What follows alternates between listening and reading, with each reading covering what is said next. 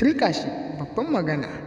Bayan yadda su Kilishi suka zo duban Shamsiyya a asibitin da aka kwantar da ita, inda suka zo suka tadda Baba Rabe wato mahaifin Sumayya a asibitin ya zo duban Shamsiyya, inda yake bayyana wa Shamsiyya cewa ta yi haƙuri zai ɗauki nauyinta na tsawon sati 3 domin ganin ta samu lafiya. A yayin da Kilishi ta ji Baba Rabe ya faɗa haka wato mahaifin Sumayya, sai Kilishi ta tattara kan yaranta ta ja su gefe suke tattauna cewa ta ya za a yi wannan matsiyacin mutumin ya ce zai ɗau nauyinta. Sun koma gefe suna tattaunawa tsakanin su cewa ta ya za a yi wannan matsiyacin mutumin ya ce zai ɗau nauyin 'yan gidan sarauta har na tsawon cewa sai ya ga ta fita daga asibitin nan. Su sun ce suna da duk wani abu da za su yi mata, ba sa buƙatar taimakon Baba Rabe, ya je can ya ji da matsiyaciyar yarsa. Haka suke tattaunawa. A tabbas dai Kilishi har ta fara bayyana maganganunta a fili sun fara fitowa. Bata san Abba Galadima yana bayan ta yana jin me take cewa ba. Abba Galadima bai ji daɗin abin da Kilishi ke faɗawa Baba Rabe ba, sakamakon cewa shi Baba Rabe kamar mahaifi ne a wajensa. Bai kamata Kilishi ta dinga faɗa mai wannan maganganun ba.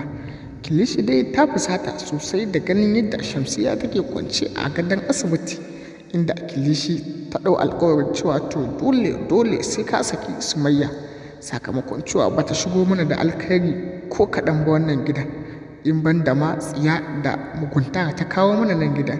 Gashi har tana yunƙurin kashe ɗan uwarka Shamsiyya, kai kuma ka zuba ido kana kallo abin da yake faruwa. Shi kuwa Abba Galadima bai ce wa Kilishi komai ba, inda yake tattaunawa a daktan me ya kamata a yi.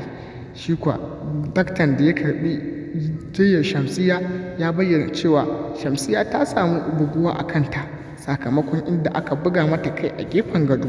Ya ce ƙarshe za a yi hoton ƙwaƙwalwa, sannan kuma idan abin bai yiwu ba ma sai an fitar da Shamsiyya ƙasar waje domin ganin ta samu lafiya. Abba Galadima ya ce ba matsala, ko nawa za a kashe in dai Shamsiyya za ta samu lafiya to ba matsala za su kashe. Ita dai Sumayya hankalinta ya tashi gaskiya matuƙa, inda Sumayya ke tunanin Shamsiyya ta haɗa baki ne ita da Amira domin su kwanta su cutar da su. Ga dai shi nan dai an kawo Shamsiyya asibiti, amma Shamsiyya har yau ta ƙi cewa bari tana tunanin ita har yanzu ba ta jin daɗin jikinta sosai. Daga nan dai an ce sai ƙasar waje za a fitar da Shamsiyya, sakamakon cewa Shamsiyya ta samu buguwa sosai a kanta.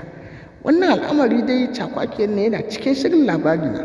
To mai saurari, kada ka sha'afa da jin labari, kawai kai dai ka biyo mu sai ka danna subscribing, ka danna alamar ƙararrawa, domin hakan zai ba mu goyon baya kawo wasu cikakkun rahotanni.